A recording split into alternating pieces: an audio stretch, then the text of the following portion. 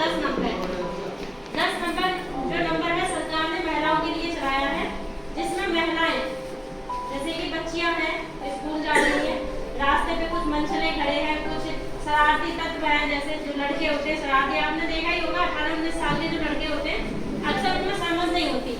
तो गाँव के आने जाने वाले रास्तों पर खड़े हो जाते हैं, बहन बेटियों को कुछ कमेंट